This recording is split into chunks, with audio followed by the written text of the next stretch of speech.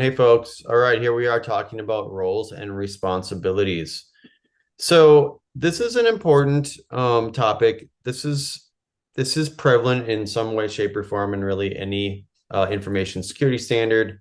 We're going to focus on ISO, and so in ISO, it is in clause 5.3 specifically talks about organizational roles, responsibilities, and authorities.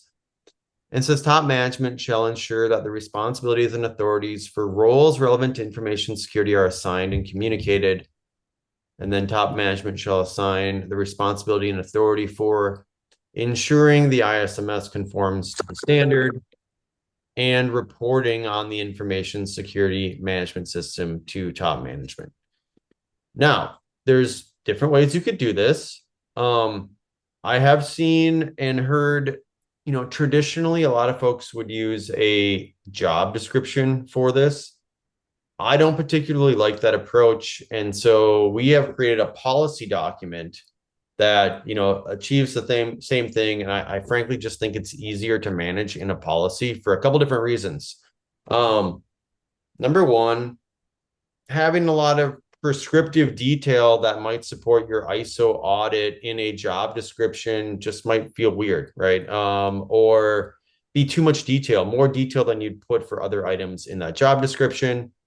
Job descriptions are typically managed by HR teams or recruiting teams and not directly managed by an information security or a compliance team.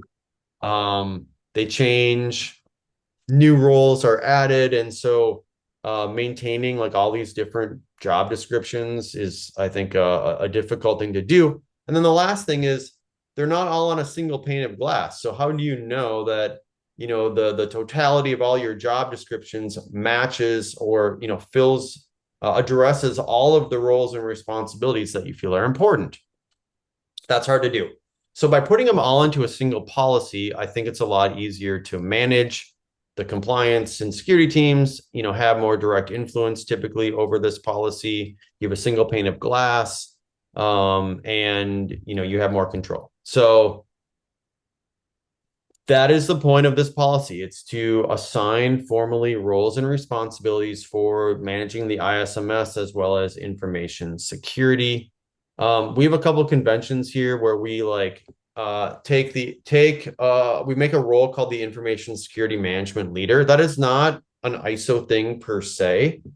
So it's a mechanism for us to create a template and then you to assign a person to that role and then us to have that role flow through the template. Because the reality is the title of the person who plays this role is going to be different in different orgs. Sometimes it's going to be a VP of product or a CIO or a head of DevOps. And so that's why we did it this way. If you don't like that or you find that a little cumbersome, you're free to change any of the titles, any of the roles and responsibilities to meet your organizational need. The important thing is that you assign the roles and responsibilities. How you go about doing that is totally up to you.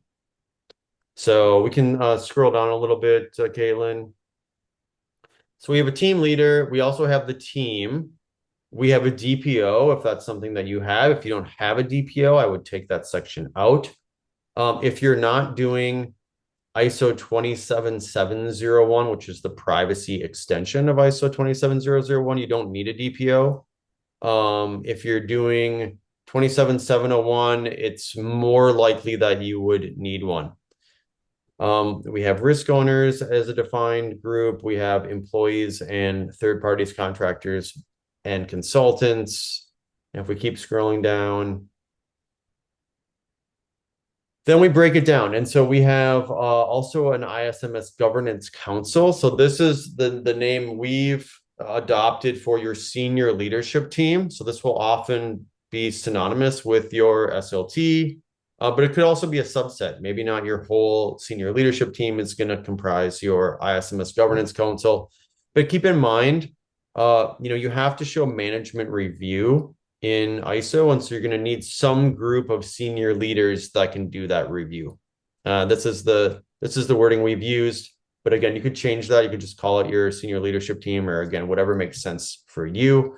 And then we go through and we articulate a whole bunch of different roles and responsibilities as well as their frequency for all these different roles. So we have the governance council, we have the security management leader. We have more things if we scroll down, I think. We have the team. And then I think in the last page, we have kind of like everyone else. Okay. And then the last thing we do is we address competence in this policy. Competence is another item that you have to account for as part of the governance system. And we talked about, how we're going to establish that, how we're going to test that, how we're going to remediate that if that's a concern. And then that's essentially it. So what the most frequent question I get about this is like, hey, what about my role is different, this title is different, like that's all fine. Just make that work for you and make it consistent throughout the policy stack. What about you assigned this job to this person and we want this person to do that job, etc. Again, you do you, whatever you want to do, however you want to slice and dice the roles and responsibilities is fine. You might, if you're a small org, you might need to compress some of these things together, right? Like a single person might have multiple roles and you just define it like that. So the important thing here, if we like kind of zoom out and think big picture, is in the olden days, oftentimes security was kind of a bolt-on for other technical roles. So like you're a DevOps engineer, but you kind of got to do security, or you're like a IT network sysadmin, but you got to do security too. And the ISO way of thinking and like the modern way of thinking is that is a recipe for having lack of ownership and lack of accountability and just lack of prioritization. And so the modern standard is if you have security roles and responsibilities, those get formally assigned for accountability purposes and just to give them prioritization and make sure they happen.